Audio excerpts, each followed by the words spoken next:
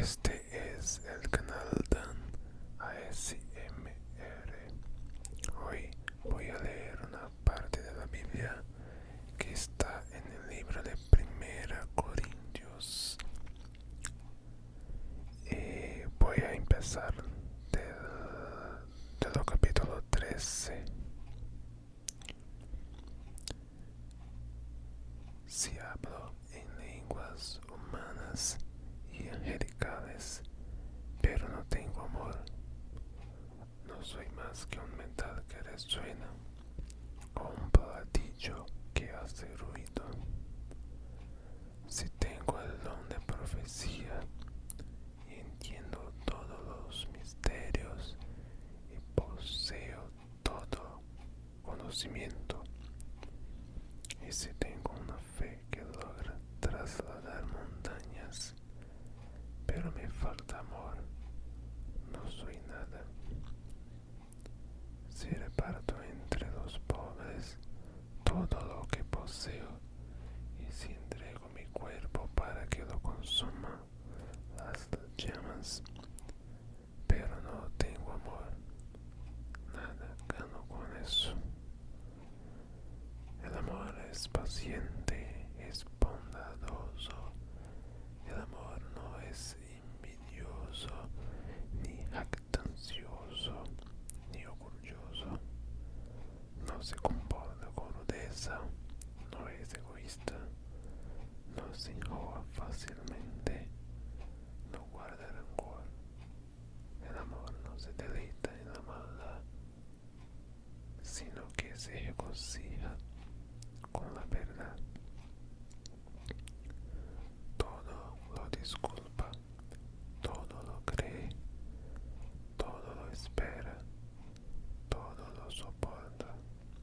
El amor jamás se extingue, mientras que el don de profecía cesará.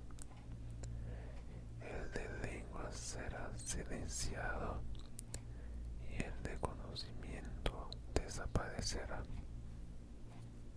Porque conocemos y profetizamos de manera imperfecta, pero cuando llegue lo perfecto, lo imperfecto desaparecerá.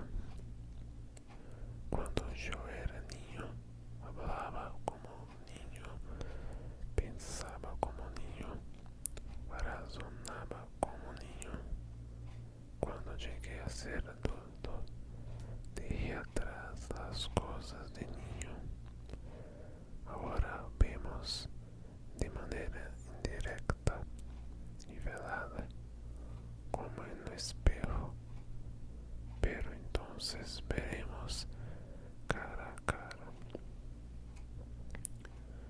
Ahora conozco de manera imperfecta, pero entonces conoceré tal y como soy conocido. Ahora pues permanecen estas tres virtudes: la fe, la esperanza y el amor. Pero la más excelente de ellas es el amor. Capítulo 14. Empeñese en seguir el amor y ambicionen los dones espirituales, sobre todo el de profecía, porque el que habla en lenguas no habla a los demás sino a Dios. En realidad nadie le entiende lo que dice, pues habla misterios por el Espíritu. En cambio, el que profetiza habla a los demás para edificarlos, animarlos y consolarlos.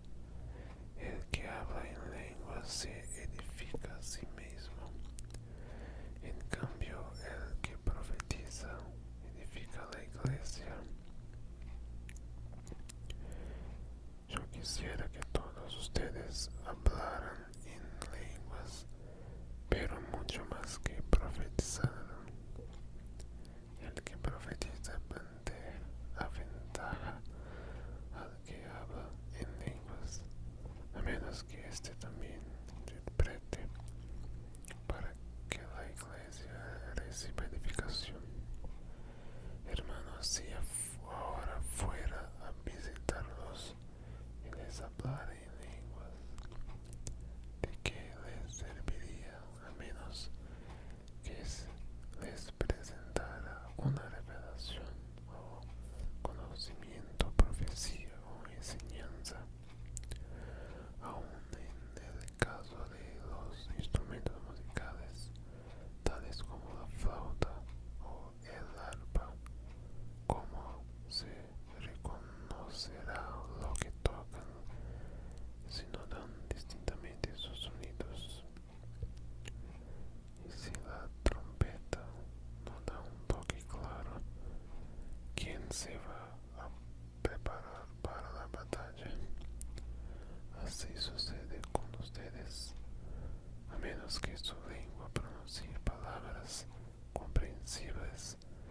¿Cómo se sabrá lo que dicen? Será como si hablaran al aire. ¿Quién sabe cuántos idiomas hay en el mundo y ninguno carece de sentido? Pero si no capto el sentido de lo que alguien dice, seré como un extranjero para el que me habla y él lo será para mí. Por eso ustedes, ya que tanto ambicionan dones espirituales, procuren que estos abunden para la edificación de la iglesia.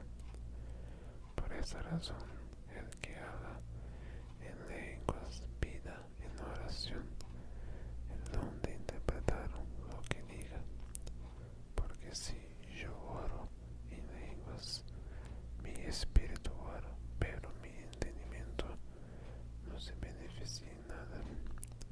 ¿Qué debo hacer entonces? Pues orar con el espíritu, pero también con el entendimiento, cantar con el espíritu, pero también con el entendimiento. De otra manera, si alabas a Dios con el espíritu, ¿cómo puede quien no es instruido decir amén a tu acción de gracias, puesto que no entiende lo que dices? En ese caso, tu acción de gracias es admirable, pero no edifica al otro. Doy gracias a Dios porque hablo en lenguas más que todos ustedes.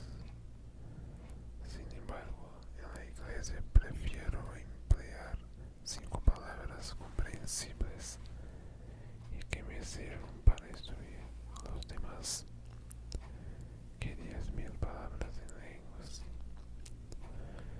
Hermanos, no sean niños en su modo de pensar, sean niños en cuanto a la malicia, pero adultos en su modo de pensar.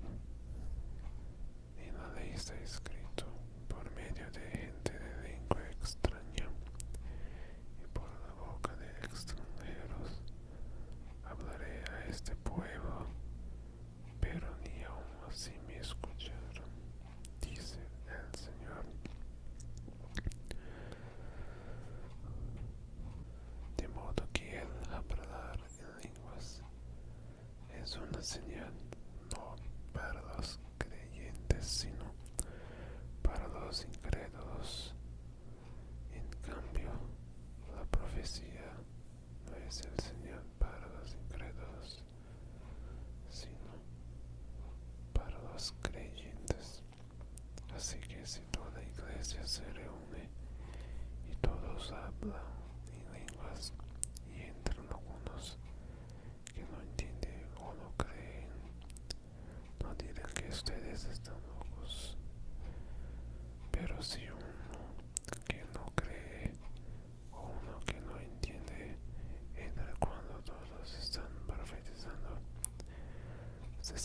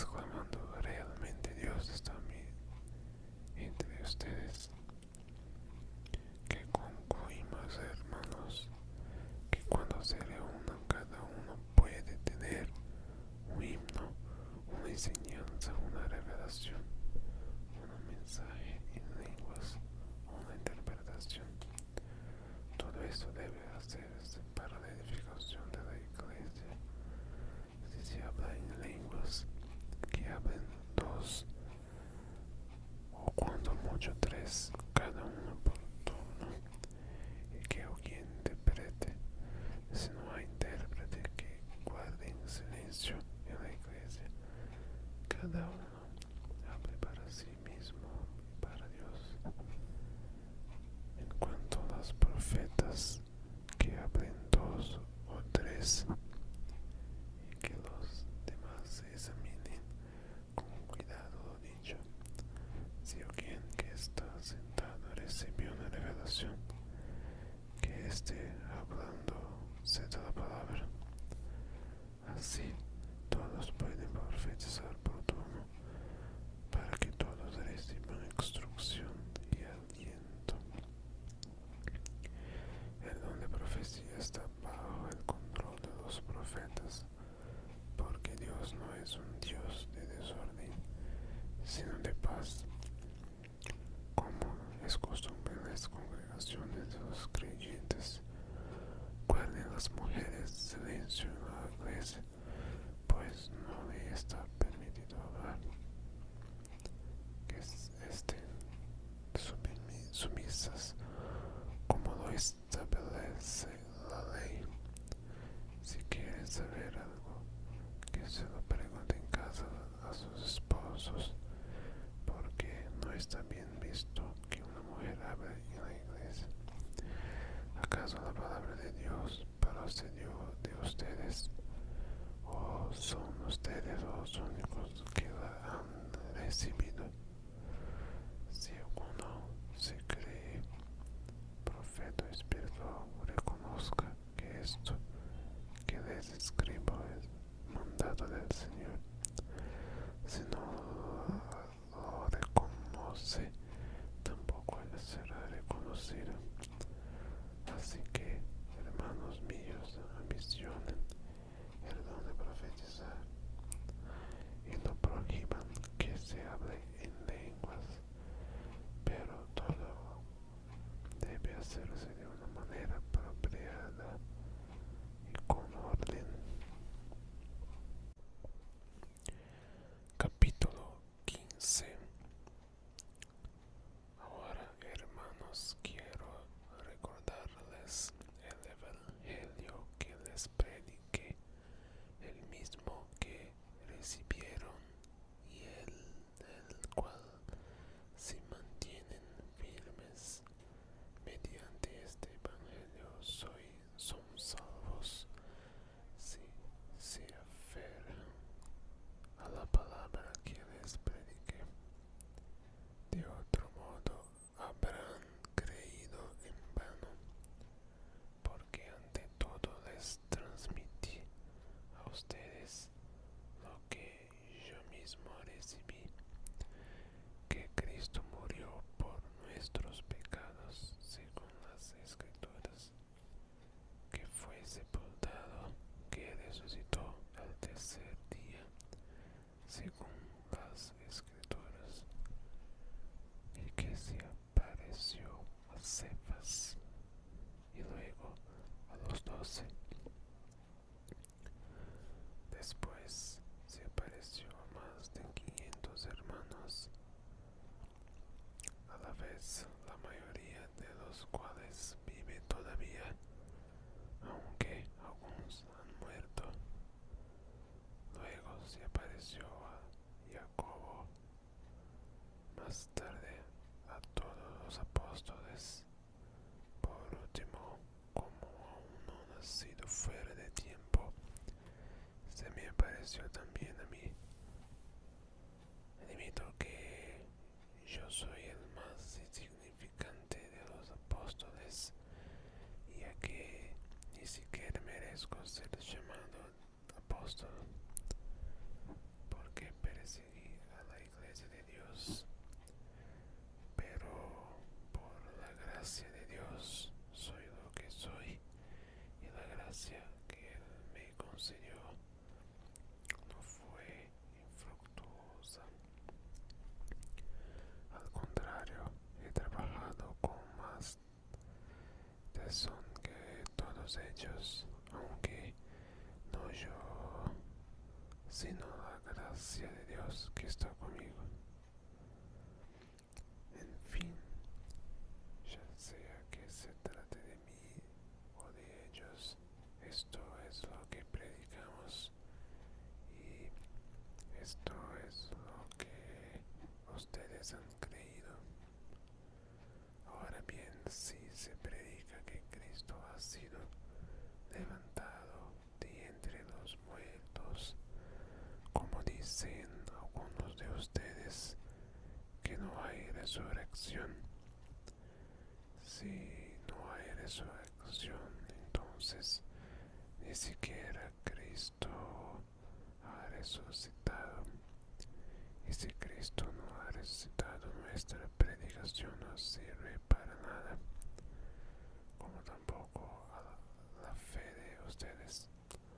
Aún más, resultaríamos falsos testigos de Dios por haber testificado que Dios resucitó a Cristo, lo cual no habría sucedido si en verdad los muertos no resucitan. Porque si los muertos no resucitan, tampoco Cristo ha resucitado. Y si Cristo no ha resucitado, la fe de ustedes es ilusoria y todavía están en sus pecados. En este caso, también están perdidos los que murieron en Cristo. Si la esperanza que tenemos en Cristo fuera solo para esta vida,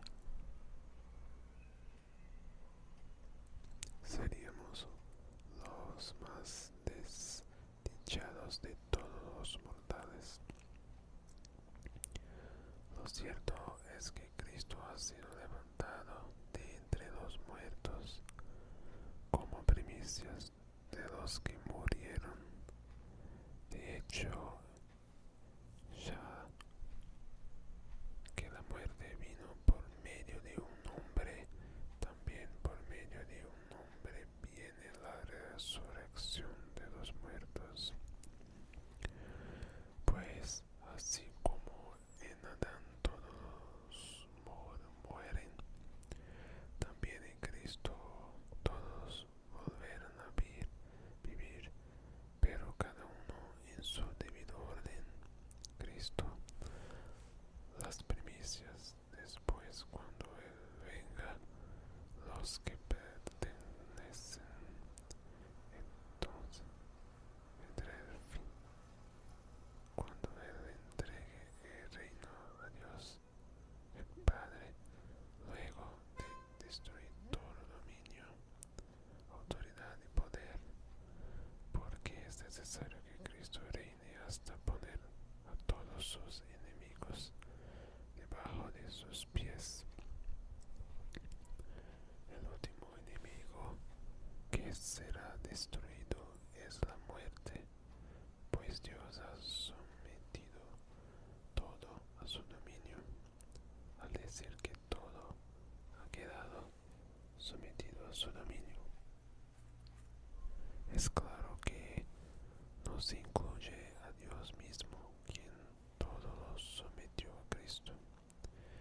Y cuando todo les sea sometido, entonces el Hijo mismo se someterá a aquel que le sometió todo, para que Dios sea todo en todos.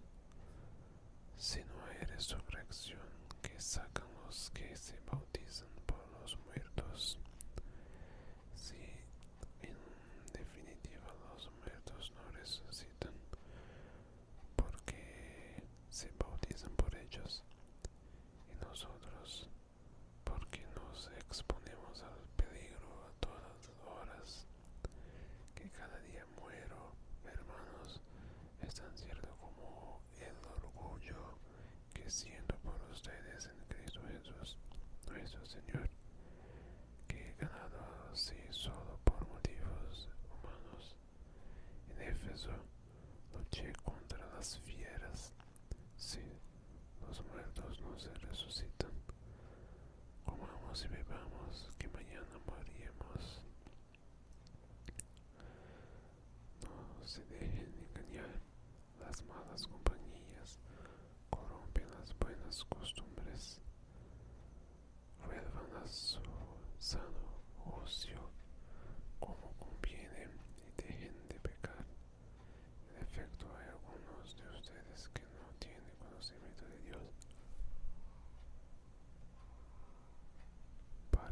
defensa de ustedes lo digo.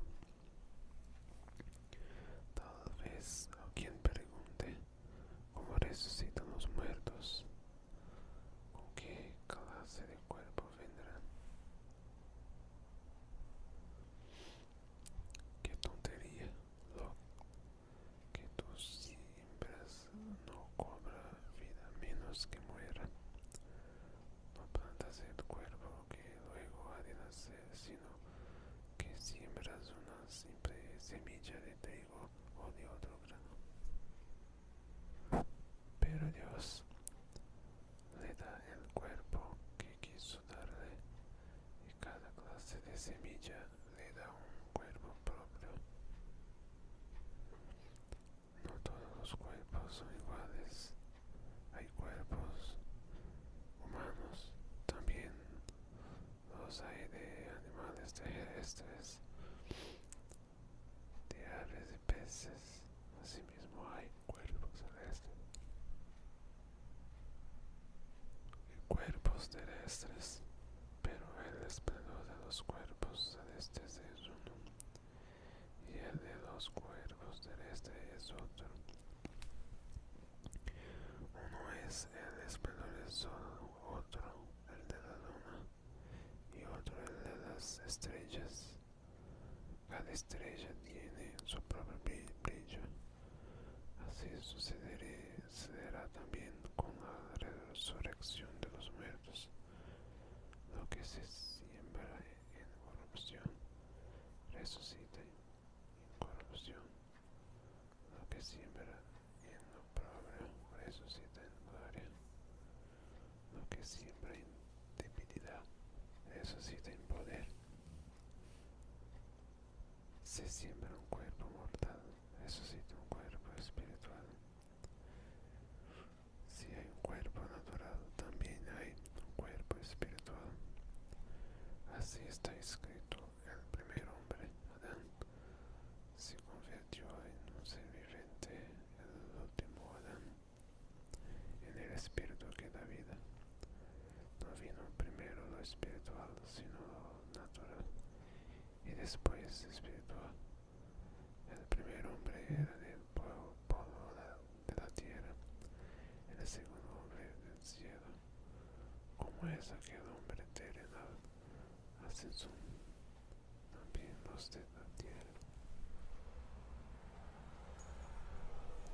¿Y cómo es el celestial? Así son también los del cielo. Y así como hemos llevado la imagen de aquel hombre terrenal, llevaremos también la imagen del celestial. Os declaro, hermanos, que el cuerpo mortal no puede heredar el reino de Dios, ni lo corruptible puede heredar lo incorruptible. Fíjense bien en el misterio que les voy a revelar. No todos moriremos, pero todos seremos transformados en un instante, en un abrir y cerrar de ojos, al toque final de la trompeta. Pues sonará la trompeta y los muertos resucitarán como un cuerpo corruptible, y nosotros seremos transformados, porque lo corruptible tiene que ser revestirse de lo incorruptible, lo mortal de inmortalidad. Cuando lo corruptible se reviste de lo incorruptible y lo mortal de inmortalidad, entonces se cumplirá lo que está escrito: la muerte ha sido devorada por la victoria. ¿Dónde está, oh muerte, tu victoria? ¿Dónde está, oh muerte, tu aguijón? El aguijón de la muerte es el pecado, y el poder del pecado es la ley. Pero gracias a Dios que nos da la victoria por medio de nuestro Señor Jesucristo. Por tanto, mis queridos hermanos, manténganse firmes y conmovibles, progresando siempre en la obra del Señor, conscientes de que su trabajo en el Señor no es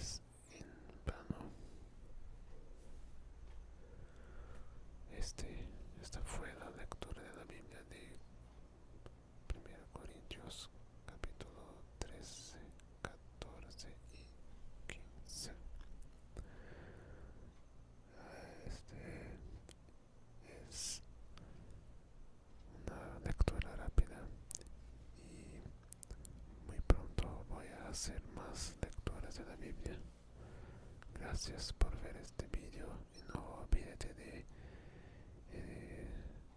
subscribe and like.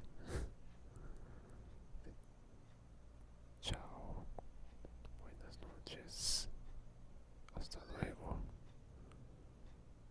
bye bye. Um vídeo de unboxing com este produto que chegou. Inclusive, para quem é brasileiro e gosta de fazer compras no exterior, quando vê essa etiqueta vermelha aqui é porque foi taxado. Infelizmente, mas chegou.